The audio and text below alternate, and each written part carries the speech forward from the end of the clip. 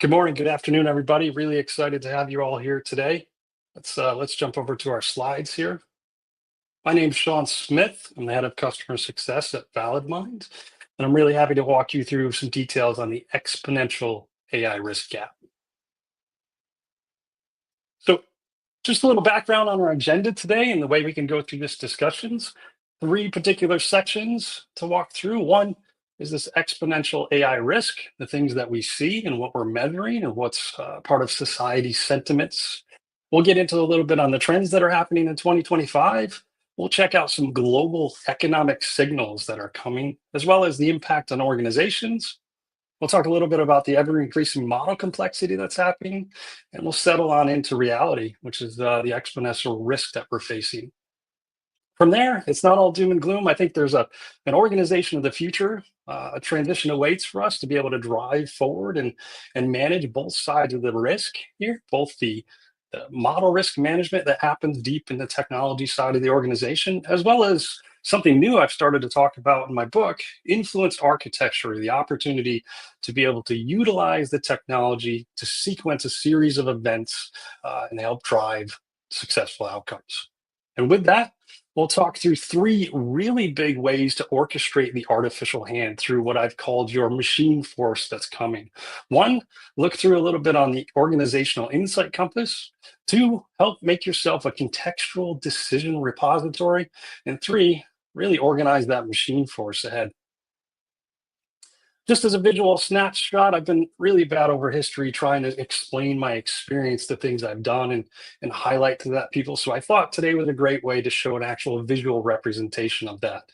On the left-hand side, you can see me, Sean Smith. These are the items that I focus on right now, heading up customer success for ValidMind. I'm an author of a book series on influential design in the AI era. You can see the first of that series book is coming out in about a month or two here. So I'm really excited about that. And I'll be able to share some insights as to what's in it and how to be able to understand it. And then I'm supporting education and founding influence architecture and curriculum. That's a part of the books to be able to do that. So on the right-hand side, you can see my long-term research and analytics experience across that. I'm pretty excited to share all that with you guys today. Let's start in about the exponential AI risk. So today, society, if you've looked at the news lately or seen any of the news reports, there's a lot of negative information out there about what's happening with artificial intelligence. CNN, the report here, talks about Apple pulling its AI generated notifications for news after generating fake headlines. And, the slogan I put at the top is, what's the impact of just one inaccurate AI notification? Just one inaccurate AI notification can have Apple, one of our gigantic companies, pull back all of its AI news notifications, which is challenging. And we're seeing that all over the place. We're talking about AI scams that are happening. We're talking about new risks that are happening with it. And, is this the type of trust that we want for artificial intelligence in, say, a medical diagnosis? If you go into a doctor and they help you diagnose what's happening, are you going to trust the artificial intelligence that happens? Some really negative sentiments about it.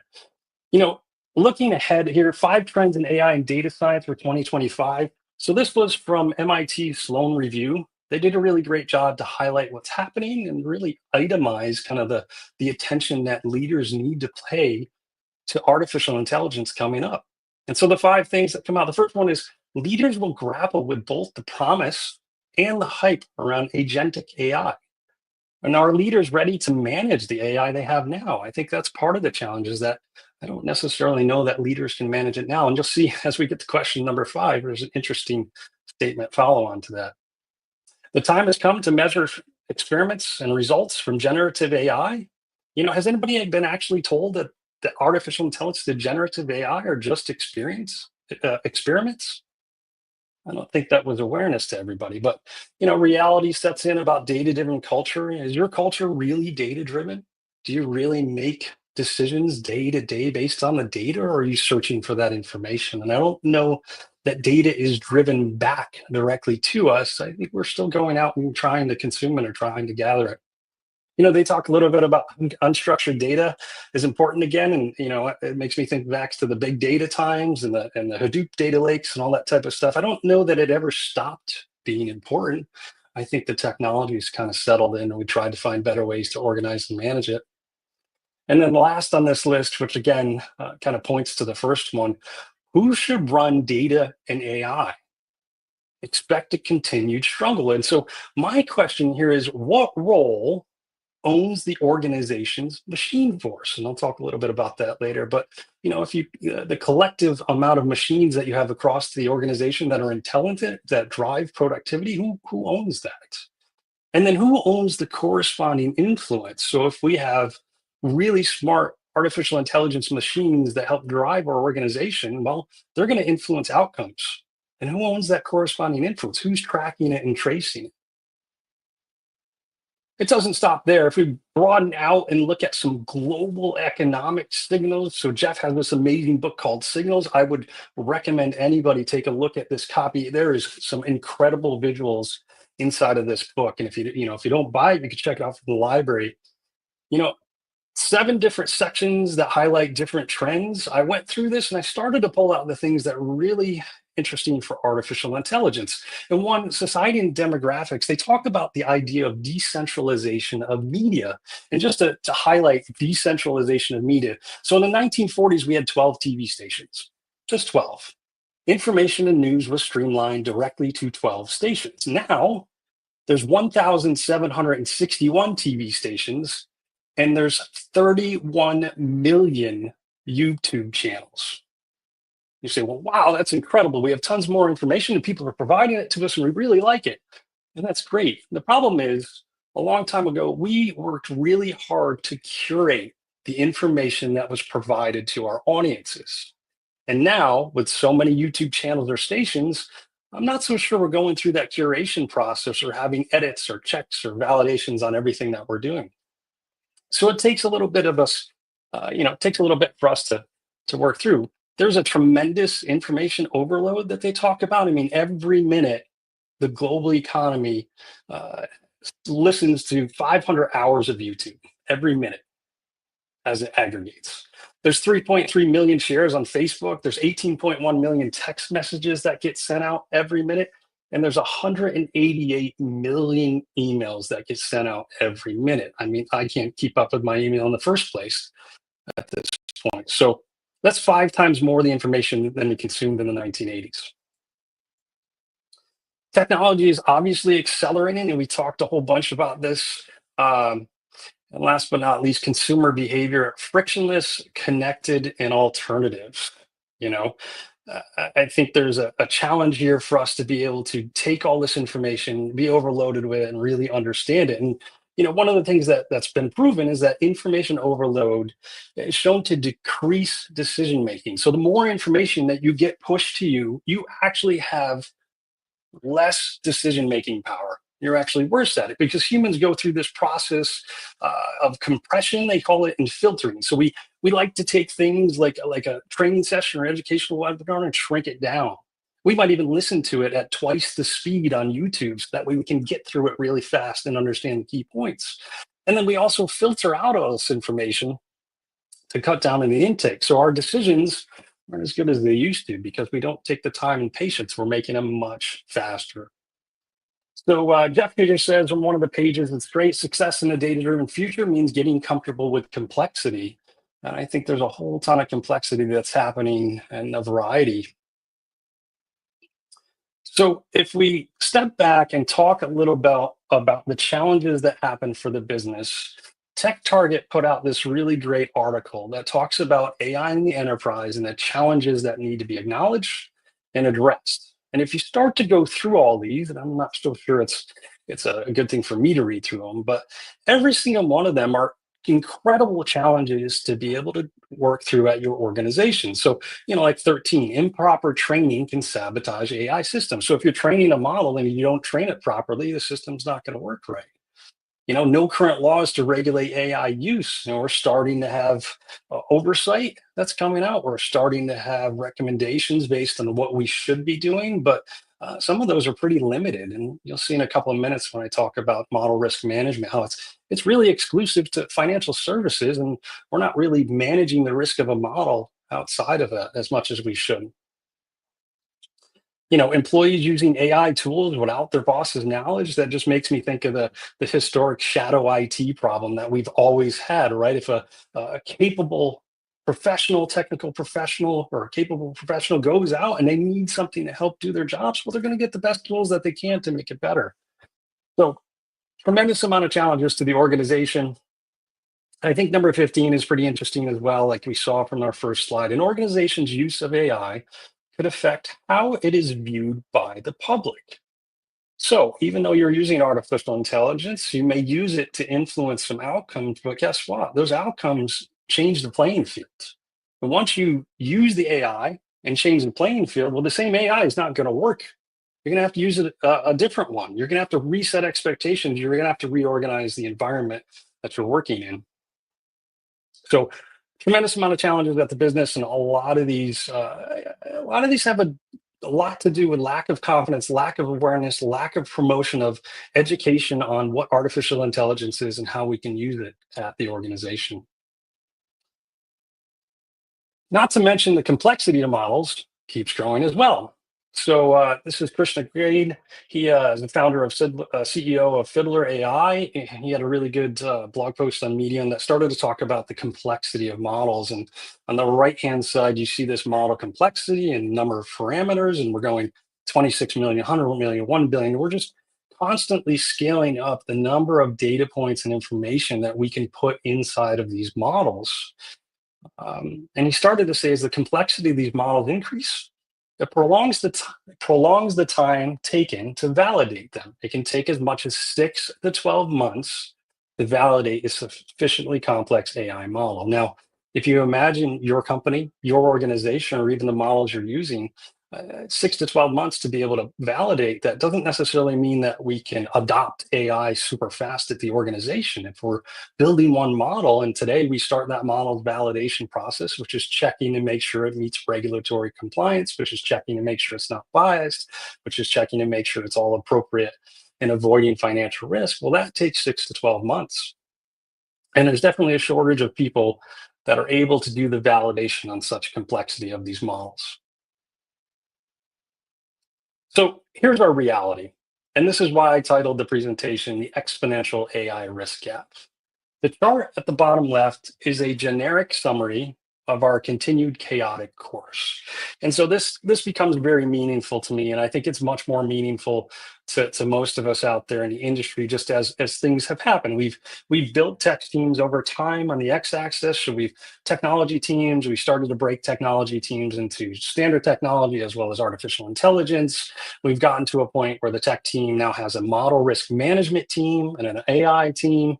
And so all the while, we've been kind of linearly scaling these teams and growing them, but our exponential demand of artificial intelligence is driving what's happening because there are people just grabbing any AI model that they can use and using it. And not to mention the number of LLMs that keep coming out, and every LLM is better than the next one as they come out, and they're trained cheaper. And that's just what's going to continue to happen. So you can see two things here. One, there's a personnel gap. There's a personnel gap with people that understand the AI, people that understand how to use the artificial intelligence. And that drives both the risk gap as well as challenges to be able to manage the risk and validate the models in that. So this is where you're starting to see an exponential risk gap. The more we use these products that are doing things independently, and the less time we take to really validate them and check and make sure what they're doing, the larger this risk gap will grow. So I think over here on the right-hand side is really good sentiment. How big is your AI risk gap? While models will continue to be utilized, the corresponding regulatory compliance and downstream business risks have yet to be accounted for, causing a tremendous need for automation in model risk management and model validation. All while, currently we have MRM teams. They remain small. They focus on high priority models. But the model risk management teams don't worry about the downstream impacts of artificial intelligence. So think about this. If I'm going to have a model risk management team that validates a model to help me understand if my customer is going to cancel, cell phone companies do this all the time. How likely are you to cancel your cell phone plan? If you're really likely to cancel your cell phone plan, we're going to want to be able to offer you a discount so that you stay with us. Or maybe we'll give you a new phone to come on over here. But the downstream impacts of those models are talking about the business changes that happen. If today you call in and you don't like your service and I discount your service by 50%, right? Well, the next time you call in and get the same AI robot that says, well, you don't like your service again, I'll discount it by 50%.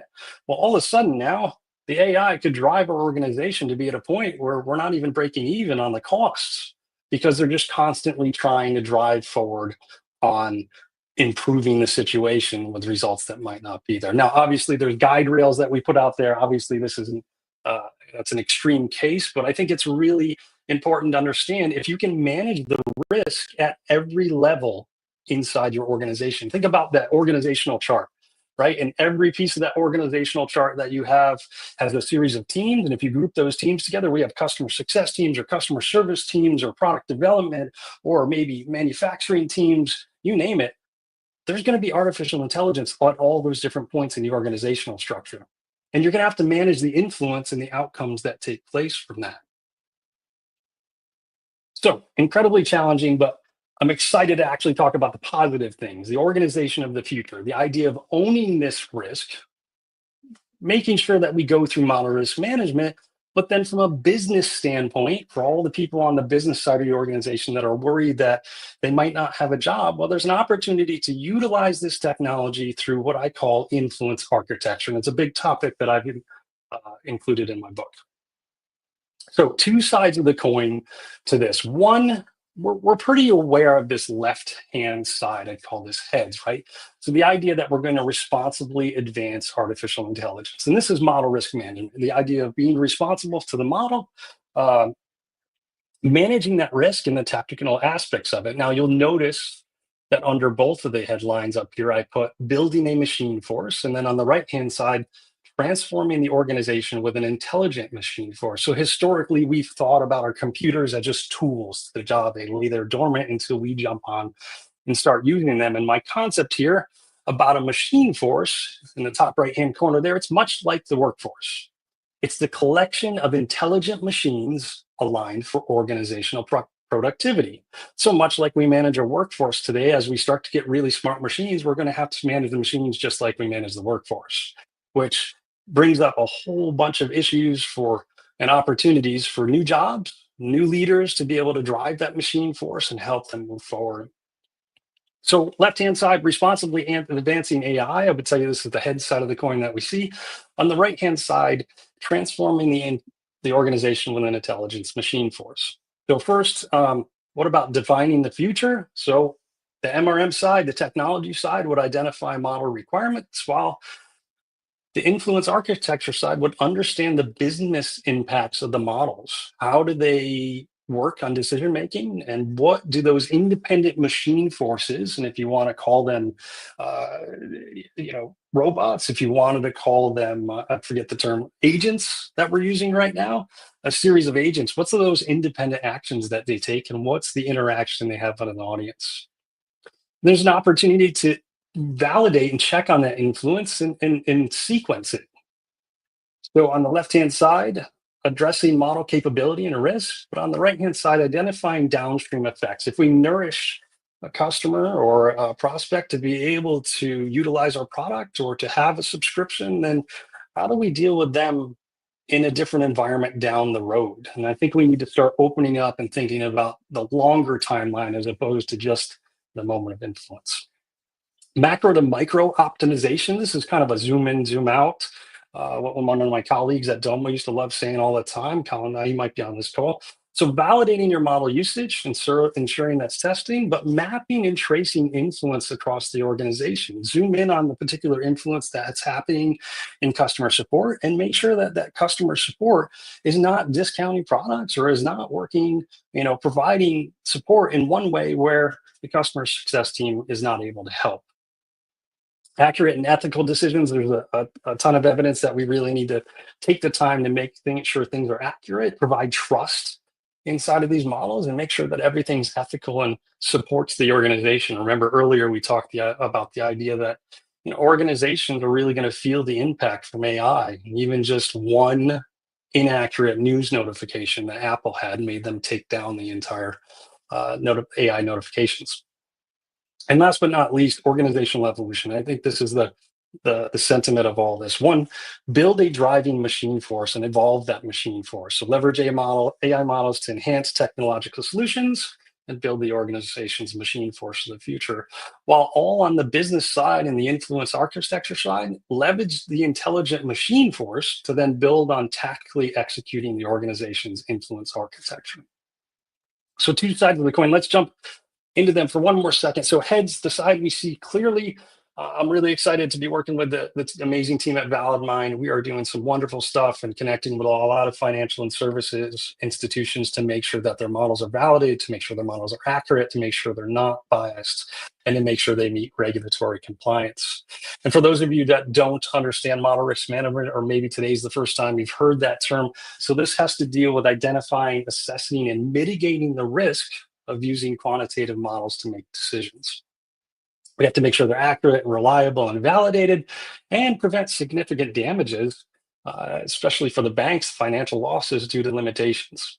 So the current processes for MRM, a lot of the process right now are manual. A lot of them are being sent around in spreadsheets. I know everybody likes Excel, and we kind of manage the world on Excel right now, but that cycle time takes a really long time, 4+ months to validate or more. Earlier, you heard 6 to 12 months to be able to go through and validate a model. There's lack of oversight, lack of repeatability, and there's a need for regulatory compliance. So on the right-hand side of the screen is actually the negotiation between someone who is a developer, we call them first line of defense, and someone who is a validator, we call them second line of defense, second line of defense, on how to be able to go through and build the model, document a model. So the developer will build out a model documentation to say what's happening. They'll tell you how they prepared the data, how they developed it, how they want to monitor it, and govern it.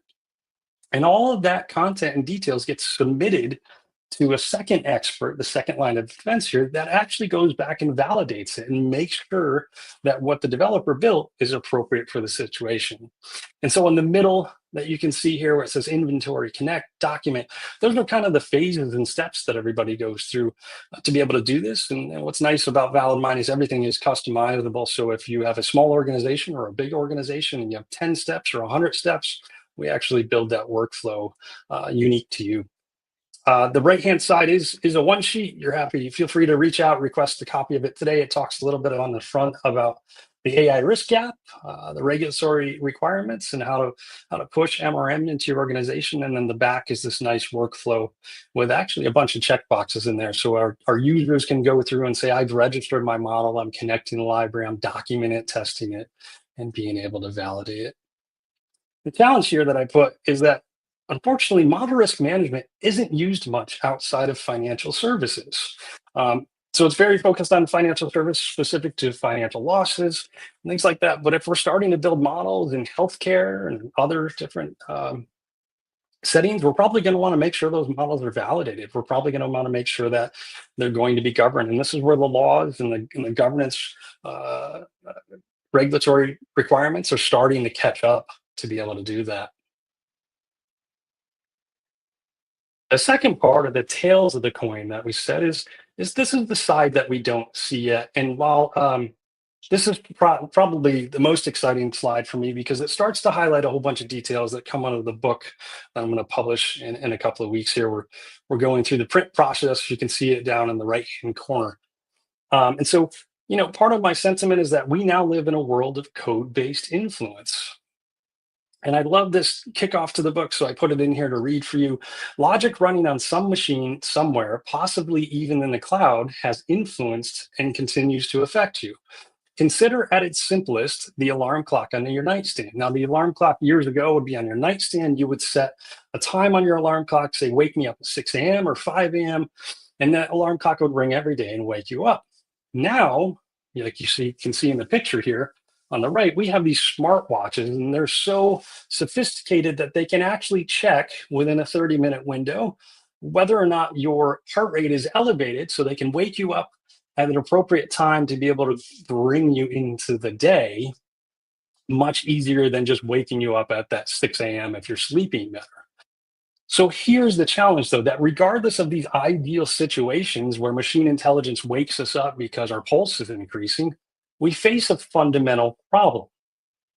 You're the one who must wake up, but you may not be the one setting the alarm. And well, even more appropriately, in some circumstances, you may not even be aware of it. So I think this is where people get really worried about the trust in artificial intelligence, being able to trust that the products are helping us in a way that we want to move forward. And so we're even seeing this shifting economic foundation. So I'm not going to read the bottom here, but a bunch of details in my book start to talk about Adam Smith's invisible hand years ago.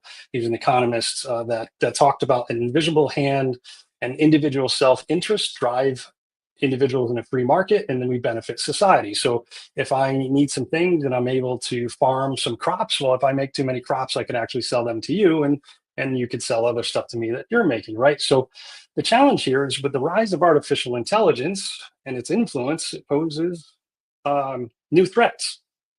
If it's concentrated in the hands of a few individuals or organizations, it could shift the balance away from our individual freedoms and overall societal well-being, right? And so it further highlights the need for proactive classification and regulation to ensure long-term stability. Now, proactive classification is also on the side of the organization. If we're going to build an AI routine, we want that routine to be the best that it can. Think about hiring an employee. If you're going to hire an employee, you want the person that's appropriate for the job, the person that knows the boundaries that they can operate within. And that's not necessarily how we're thinking about this just yet. So let's talk a little bit about the machine force ahead and start to kind of close this discussion out on the positive things. I think there's three big and bold items that I want to talk through today. There's a bunch more in my book, but these are directly from the book that's coming out. One is an insight compass. Two is a contextual decision repository. And the third one is your organizational machine force.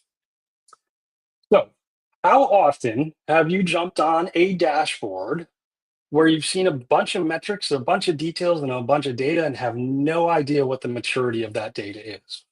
Is that data descriptive? Is it diagnostic? Is there predictions in the data that I need to know it's telling me that something's going to happen in the future? Or is it prescriptive? Is it telling me I should do something? So across all the organizations and the business intelligence tools, we have tons of dashboards.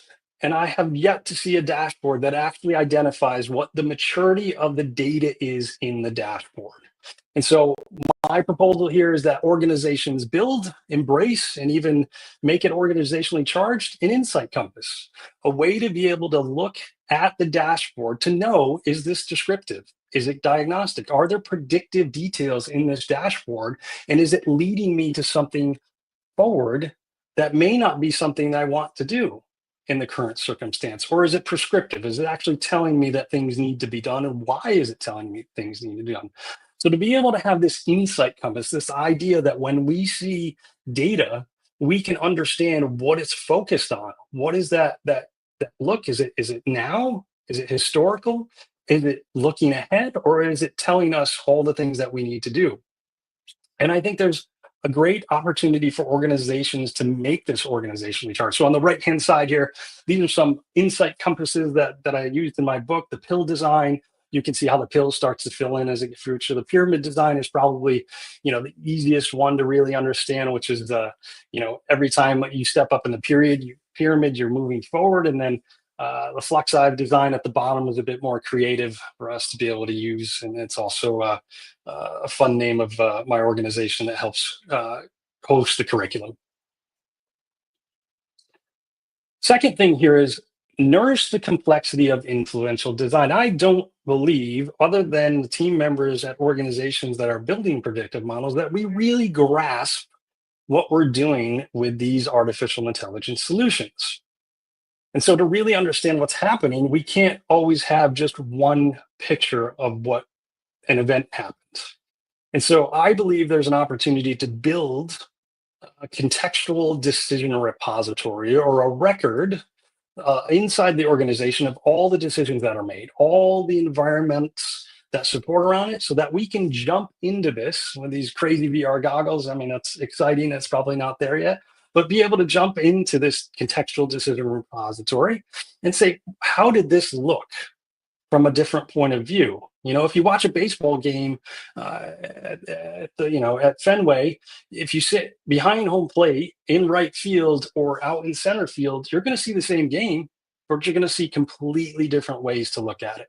And I think that augmentation, to be able to look around all of the decisions we make around the entire organization, is going to be tremendously powerful in the future. We've been trying to do that with business intelligence dashboards for years. We've been trying to say this is one way to look at it, this is another way to look at it. We argue, and then somebody has a spreadsheet, and we bring the spreadsheet in, and all of that stuff uh, is challenging. So just being able to have an environment where we can put all this information, itemize the decisions that we have, a log of the decisions, who made those decisions and why, understand the information's context, be able to do some analysis on outcomes or provide feedback after we made those decisions, and then even run our own scenarios. What happens if we make decision A over decision B, right? And so inside of artificial intelligence and predictive analytics, there's an opportunity to make scenario planners after models. And I think this is the same sentiment, be able to make scenario planners around the decisions we've already made. And then also, we know we have to make decisions in 6 months. We know we may have to make decisions in 12 months. We know we have a platform that we're using that we may get rid of or we may change. What about being able to put those inside of this as well to understand the balance of what's happening at the organization? So not only can we look back historically about the decision that we're making, we can jump into the future in this contextual decision round. We can say, well, in 2 years, I'm going to have to make this decision. What would I need to make this decision better? What is going to drive this decision? And can I speed it up? Can I do it now? Or can I do it in 6 months? And what are all those scenarios to be able to do that? So at the bottom here, I talk a little about like this being like a sports replay system, especially coming off the Super Bowl, to be able to see, what happened at that sports play, look at it from all decisions and really get underneath if we need to see where the ball is at the line. I think part of this too will help promote a culture of transparency, accountability, and obviously a ton of ongoing learning. And then last but not least, to kind of close this out here, build your trusted machine force. So this is more than just AI agents. This is talking about all the technology that you have in your organization as your machine force. So you have a workforce, they're the humans that get things done. You have a machine force, that's the artificial counterpart to the workforce. And while today that workforce or that machine force might be the laptops on your desk, tomorrow it might be something smarter on your desk. But I believe that organizations need to take a step forward to use artificial intelligence to build a machine force that's trusted, that's reliable, and that we have expectations for. So here are some examples of things that we can use as confidence builders. One, build your AI oracle. Build an active partner to all the rows across the organization that helps sort through the sea of information to find hidden patterns, trends, and correlations that no human would ever see. Build an AI partner called an AI oracle that allows you to help filter through the data. Remember, earlier I said that we make really bad decisions when we have information overload. Well, let's build an AI oracle that doesn't give us the answer, but helps us sift through that. And that accelerates us as humans, and that accelerates what we need to make his decision. Another example is an AI strategist. This is the leader's assistant for internal organizational assessments. Be able to jump into this AI routine and say, what's happening at my organization? How do we reconfigure this? How do we organize this? AI strategist might be a part of the library of decisions that you have to be able to support moving that forward. Or even an AI storyteller, interlace isolated data threads from narratives that shed light on why to accompany our quantification of what. So if I had an AI storyteller and I was part of an organization, let's say I was in kind of a manufacturing line and I didn't understand why we were doing something, I could actually, type into that AI storyteller, hey, what's happening with this? And it would give me a really contextually relevant story about the organization, or even an AI change agent. So I itemize these because I think there are tremendous opportunities for us to be comfortable using artificial intelligence. There are tremendous opportunities that help drive current employees forward and help us be more efficient and help us drive more awareness to be able to do that. And I think that's part of our biggest problem here, is that while Alexa and all these devices are out there, I don't know how much trust you or anybody or any of us really have in these things. And if you ask them, some pointed questions, I remember asking Chat GPT a particular question that provided me details back that said, I don't know about that because it just happened and I was trained 3 months ago. So, I think that there's an expectation there that we have to reset with our teams at the organization level. And so just a reminder that the trust between this workforce and machine force is going to be a nice symbiotic dance, reciprocal understanding, experience, and collaborative growth to be able to drive forward. So, three things coming out of my book. There's a whole bunch more in there, and I'm super excited to be able to do that. With that, I think there's an opportunity to try and take some questions. If you would like, you're more than welcome to connect with me on LinkedIn. If you want to see any more in model risk management, feel free to request a demo directly on validmind.com. And let's see if there's any questions out there, Kevin. Hey, Sean, just taking a look here. No questions yet, but this was excellent. Thank you very much for hopping on and delivering this for us. Absolutely. Everybody's welcome to reach out to me directly in the email or LinkedIn. And like I said, if you'd like a copy of the one sheet, we're happy to provide it as well. So I think with that, I appreciate everybody's time. Thanks so much. We'll look forward to talking to you soon.